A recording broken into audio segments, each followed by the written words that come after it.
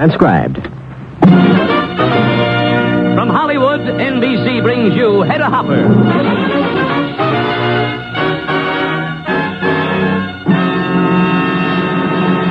Hedda Hopper, who daily reports to 30 million readers in America and 8 foreign countries, now reports to you on the air. Here is Hedda Hopper's Hollywood from the desk by the window looking right down on Hollywood and Vine.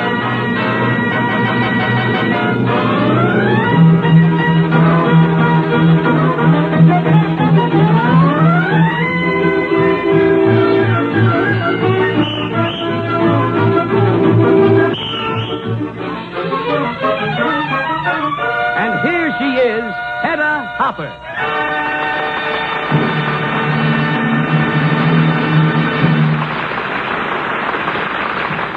Hello, everybody. Look over my shoulder while I write my column. We have news about famous people here in Hollywood and elsewhere. We'll have personal visits with Eric Johnston, Carmen Miranda, Howard Duff, Keith Purcell, and Ida Lupino. Okay, let's go.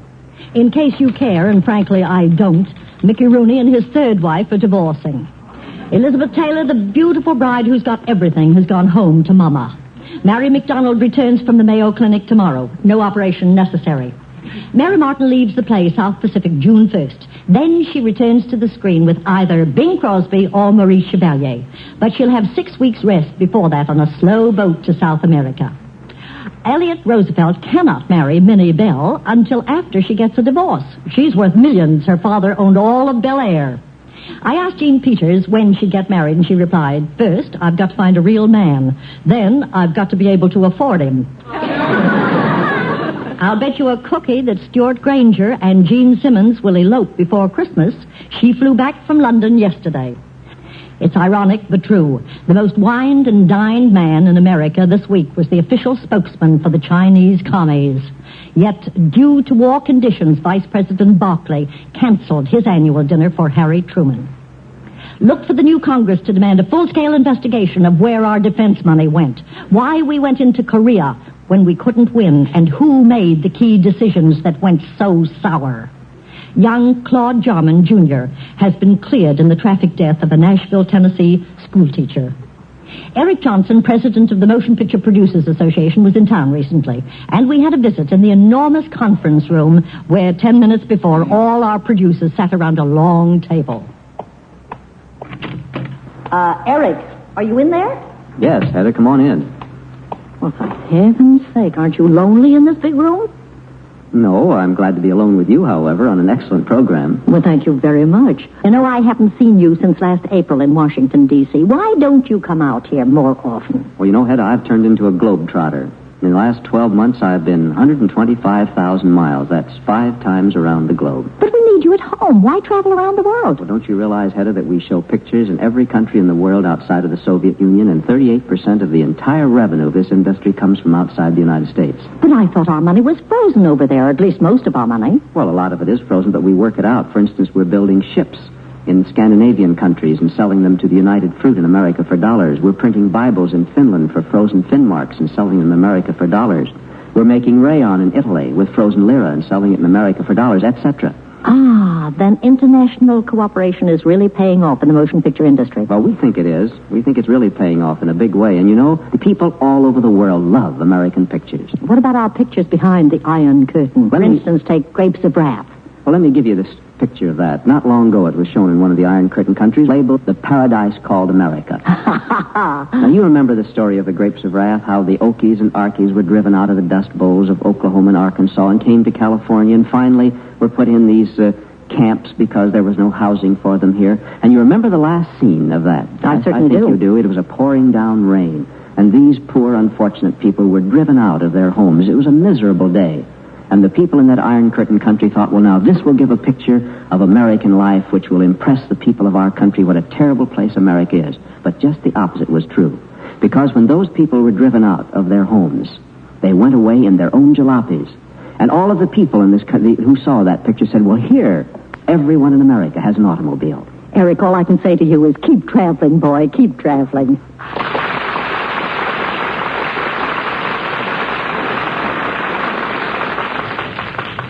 When Rita Hayworth was Mrs. Orson Welles, his manager, Jack Lyton, became a friend of hers. He still is. And because of that, got the exclusive screen rights to photograph Ali Khan when he gets his weight in gold in India. Louis Calhern has a doubleheader coming up next week. Hollywood premiere of his picture The Magnificent Yankee and King Lear on Broadway. I've just learned that Al Jolson's lifetime ambition was to sing Pagliacci at the Metropolitan. Leo McCarey's trying to lure Helen Hayes back to pictures with a story he's written titled Mother and Son, with Glenn Ford as the son. Hopalong Cassidy's Christmas flight to Germany for GIs has been cancelled. Reason given? Plane shortage. Ernest Hemingway writes from Cuba, I've been demarried by commentators so many times that I can no longer take them seriously. The latest report started when my wife visited her sick mother in Minneapolis. She's home now. There's one star here who's broken all records for setting women's fashion. The wedgie shoes, turbans, bare midriff, the big, bold costume jewelry, all were inspired by Carmen Miranda. Well, I'd heard that Carmen wasn't satisfied with breaking all records at the Michigan State Fair this fall, that now she has some exciting new travel plans. So I took myself out to visit at her nice, quiet home in Beverly Hills. Okay,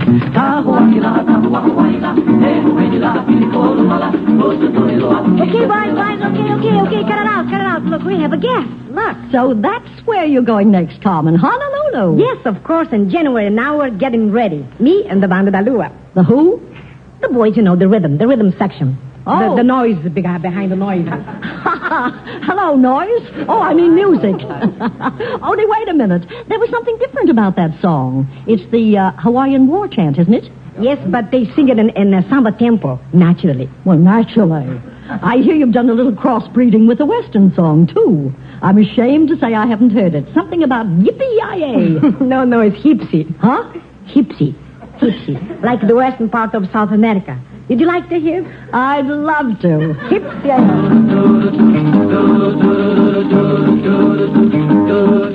I've been to Chicago and I like Chicago. I've been to New Orleans and I like New Orleans. I've been to New Hampshire and I like New Hampshire. I like north, east, south, west. But the place I like most is the best. The place you like most is the best.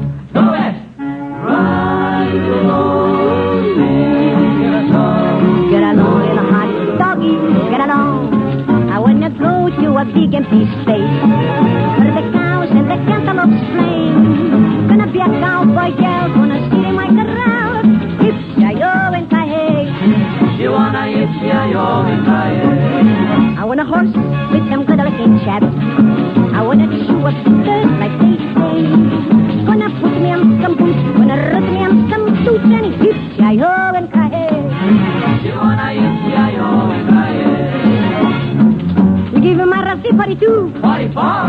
Give me a cow that I can fight. I'll work it. Give me some buttons and some booze. Oh. And I'll bet you that everywhere that I stay, I'm gonna be a cowboy girl. Gonna sit in my corral.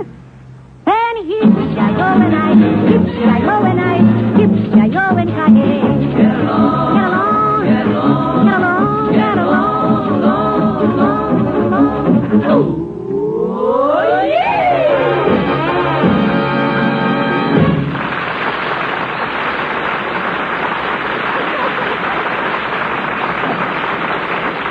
Oh, Carmen, that's simply wonderful. But aren't you all worn out? Me? Oh, no, sir. No. I just get warm up. Good. Then you won't mind singing my favorite, will you? It's No. the one I always think of you with. Juana Lagusta. You see it very well, Edda. Quanto le gusta. Fine. I walk into that. Quanto le gusta, le gusta, le gusta, le gusta, le gusta, le gusta, le gusta. Quanto le gusta, le gusta, le gusta, le gusta, le gusta, le gusta. Oh, y quanto le gusta, le gusta, le gusta, le gusta, le gusta, le gusta, le gusta. Quanto le gusta, le gusta, le gusta. We gotta get going, where we going, what we gonna do? We'll run away to somewhere, but only me and you. Who will see there, who will be there, what about the big surprise? The remedy caballeros, with our flashing eyes, you run away. We run away. Pick up your facts. Pick up your facts. And if we stay, Oy vey. we won't come back. La, la, la, la. How can you go? We haven't got a time, but we're going, and you're gonna have a happy time. Quanto le gusta, le gusta, le gusta, le gusta, le gusta, le gusta, le gusta. Quanto le gusta, le gusta, le gusta, le gusta, le gusta, le gusta. Oh, y quanto le gusta, le gusta, le gusta, le gusta, le gusta, le gusta, le gusta. Quanto le gusta, le gusta, le gusta. Now someone said they just come back from somewhere. A friend of mine that I don't that's the game. That's the place we want to go. We gotta get going, what are we going, what are we gonna do? We'll run away to somewhere, but only me and you. Who will see that, who will be there, whatever the big surprise. There may be caballeros, without impressing eyes. I'll take the train, I take the train. and you take the boat. You take the boat. Well, I take the plane. You take the plane. Gotta ride a boat. We'll ride a boat. Oh, we don't care. We don't want to walk or climb, but it's going, and we're gonna have a happy time. Yes, we're going, and you're gonna have a happy, happy, happy, happy. Quanto le gusta, le gusta, le gusta. We're gonna have a happy, happy, happy time.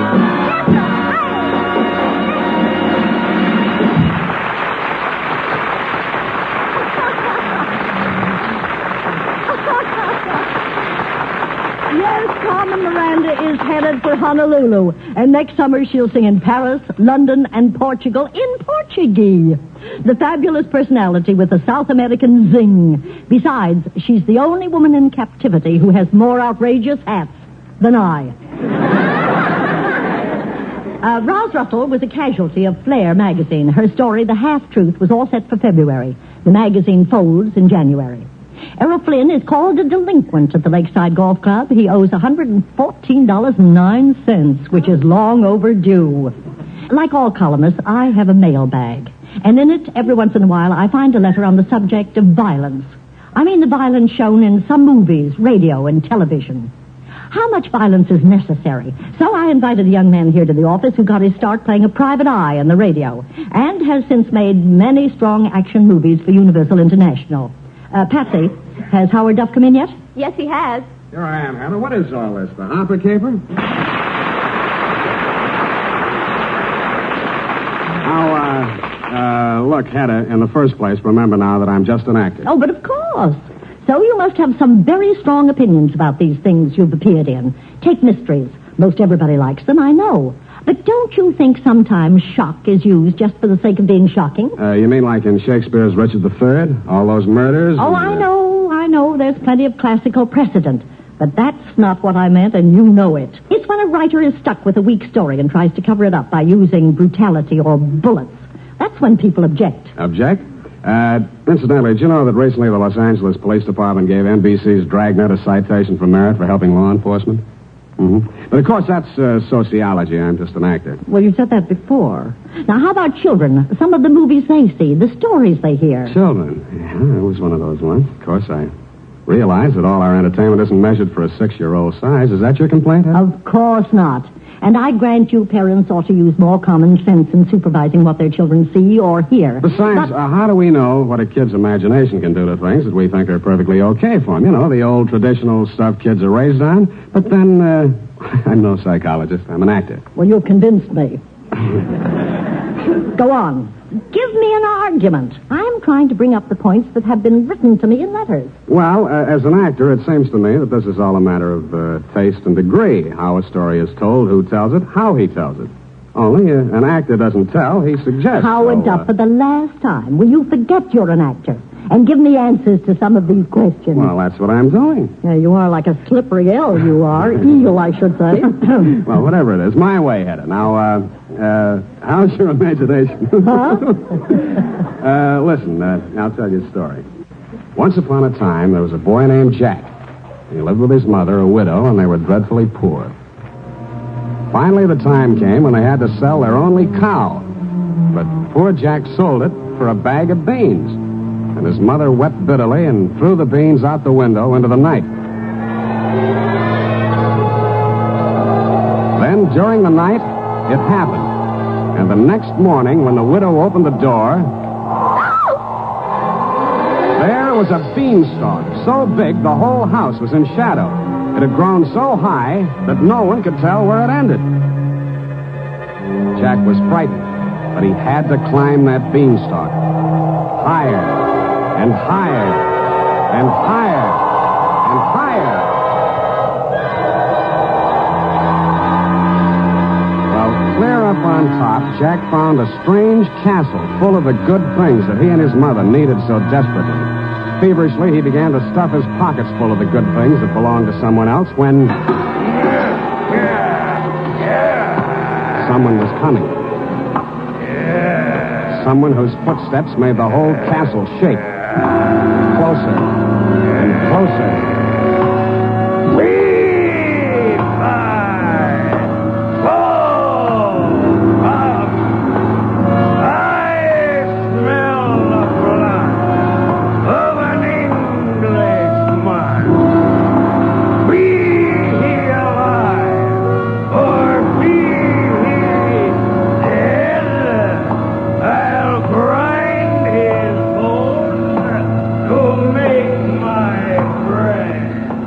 Jack had been hiding. Now he had to run. Faster, and faster, and faster, and faster. Howard, for heaven's sake! What's the matter, Hedda? Don't you want to hear the rest of it? It's right out of the book. At least you want to hear how it finally ended. Later on, Jack slides down the beanstalk, frantically grabs an axe, chops harder and harder. Then the giant is starting to climb down, too. The beanstalk sways, trembles, finally starts to fall, and the giant crashes at Jack's feet. His neck is... Stop it, Howard! Stop it! Okay. You know, Hedda, I wasn't really trying to be funny with any of this. Honest, I just wanted to give people a few ideas, that's all. It's the story you pick, it's how it's done, and who does it. Period, end of report. Well, you've started me thinking, all right. Good night, sweetheart.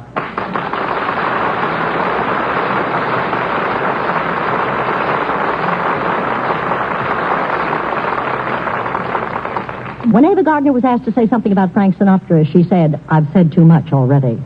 Esther Williams won't start a new picture until February, doctor's orders. The Harry Careys Jr. expect a third baby in April. Some years ago, a pretty blonde girl here in Hollywood scared me to death by taking my advice and giving up a $1,750 a week job. She quit musicals and turned dramatic and was unemployed for 1 year and a half. This girl not only became a top star herself, but a maker of stars. She's discovered Sally Forrest, Keith Purcell, and Nala Powers. Our girl is a producer, too, with Filmmakers Corporation. But that's not all. In the picture, The Young Lovers, she wrote, produced, and directed. This one girl, Blitz, is Ida Lupino.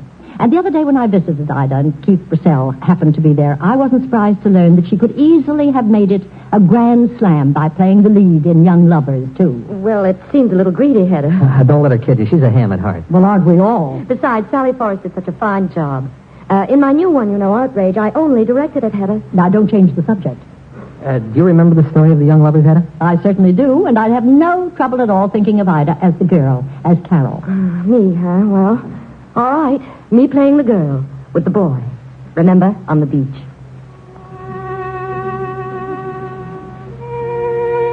Guy. Oh, Guy, darling.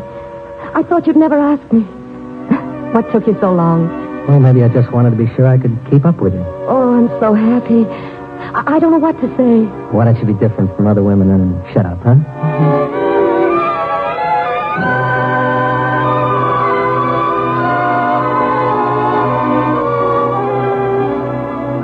Yes, I was the girl, Carol, a dancer, in love with a dancer, and going to be married to happiness forever. And with Guy, dance forever. I think that routine will work now, baby. Come on, let's try it again, huh? Okay.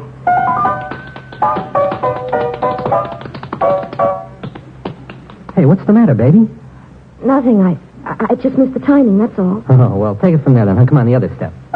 Sure. That's better. Oh, Guy. Huh? I feel so sick. Baby. I feel so sick. Carol!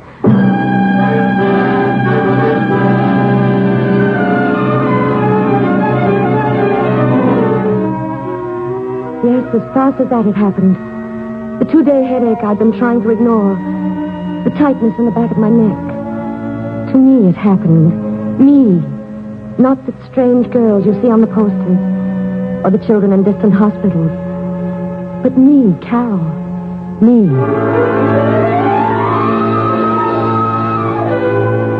Hello? Hello, that you, Dobie? This is Dr. Taylor. Get an ambulance over to my office right away. Trip to Los Angeles. Yes, that's right. Polio. Polio. Infantile paralysis. That was my story. The story of thousands, perhaps. But no, I was a dancer. I was going to be married. I was different. For me, it was the shattering of a dream. Oh, I lived. Most people do. In a few weeks, I was well enough to be transferred to the Cabot Kaiser Institute in Santa Monica, where they help you learn to use your arms again, or your back, or your legs. Because, yes, I was a dancer, and it was my legs. That's what happened to the dream. And so, sooner or later, I had to face the fact that I wasn't getting well as fast as I should. I had to face what had happened to my future. I had to face Guy. His future, too. What is it, Carol? What's wrong? Guy, it can't work. What? What are you talking about, Carol? You're getting along fine. Well, only last week Stop it, Guy.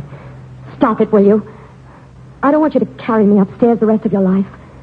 I don't want to be helped in and out of cars. I don't want you to turn into a nursemaid because I'm helpless. I'm glad you came tonight. You got to look into the future. You saw me being clumsy. Haven't you seen enough? Look, don't try to make up my mind for me. I know what I want. But you're a dancer, Guy. Be realistic. I'll do my own thinking. There's more to life than twirling around on a dance floor. Someday maybe you'll learn that when people love each other, they don't stop loving when things go wrong. Leave me alone, Guy. Oh, Carol, be a woman for me. You don't know how much I need you. I just want to be left alone. Carol, are you crazy? What's the matter with you? I'm a cripple. That's what's the matter with me.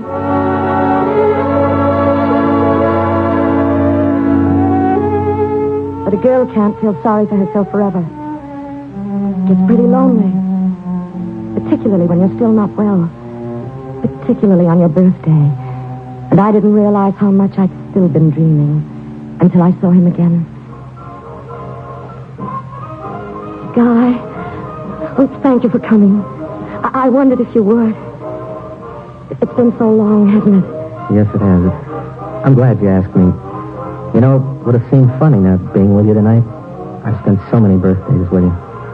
Maybe we could sit for a while, huh? Yeah. Guy, what is it? Well, I'm leaving for Las Vegas in an hour. You're leaving? Yeah. You see, I took your advice after all. Finally found myself a new dance partner. Sounds wonderful. Yeah, she's... Is she going to be good? Well, yeah, she's not bad. Of course, she's no Carol Williams. But then who is? Well, I wish you both all the luck in the world, Guy. If you only have an hour, you'd better run along. Yeah. Oh, goodbye, little one. You know, I'm going to be thinking of you. Goodbye.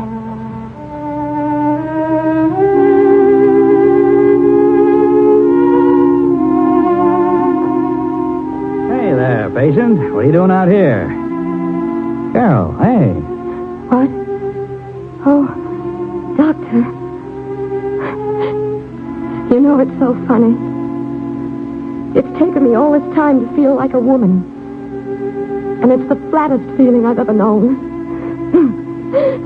How's that for a laugh? What?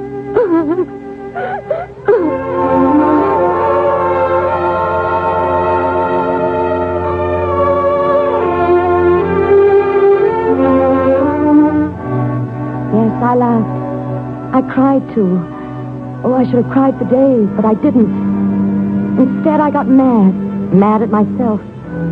For not knowing that life isn't made up of dreams of happiness. It's made up of reality. I didn't wish for the impossible anymore. I just worked. It wasn't until I was ready to walk out of that hospital. Slowly, unsteadily maybe, but walk. It wasn't until then that...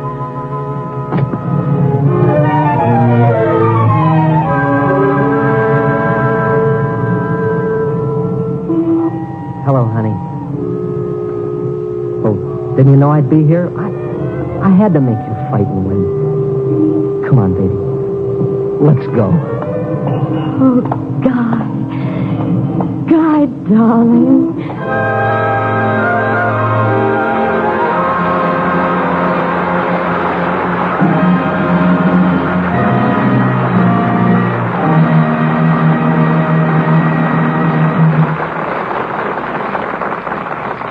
Suppose you, like Carol, had your rug pulled out from under you.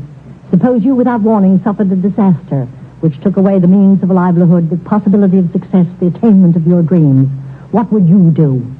Would you grit your teeth and take the long road, which might bring you out in the sunlight again? Would you be possessed of a courage strong enough to overcome your fears, doubts, your 1 in 100 chance of a comeback? Or would you roll over in your back and cry weakly, I'm through, pity me? No one can answer these questions but yourself. No drug or doctor can supply an individual with that extra surge of courage which means the difference between success and failure. Nor can any ideology save love of country and the will to defend it to the last man and woman save any nation in this topsy-turvy world. 9 years ago, on a December Sabbath such as this, our nation was hit by a catastrophe. The peace of a day and many lives were struck down and cast aside by the whine of planes, roar of guns, cries of the wounded and dying. I mean Pearl Harbor. We were caught flat-footed, unprepared.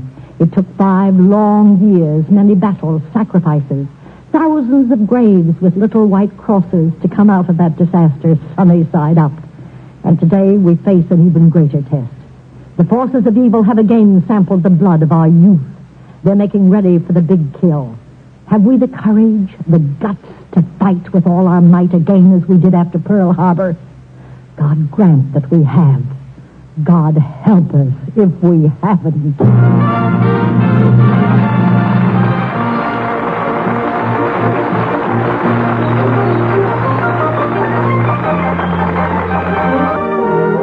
Next week, NBC will again bring you Hedda Hopper with news of the stars that make news. There will be an argument on musical depreciation with Spike Jones, his orchestra, and the Mitchell Boys Choir, and a visit with a prominent figure on the national scene, and a dramatic highlight from the Command performance picture Mudlark, with one of the great ladies of filmland, Irene Dunn. Good night, everybody.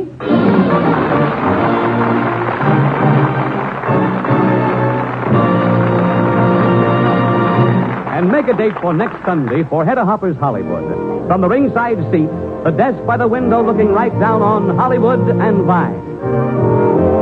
The Hedda Hopper Show is an FMB production. Dorothy McGuire and Jessica Tandy star next. It's Theater Guild on NBC.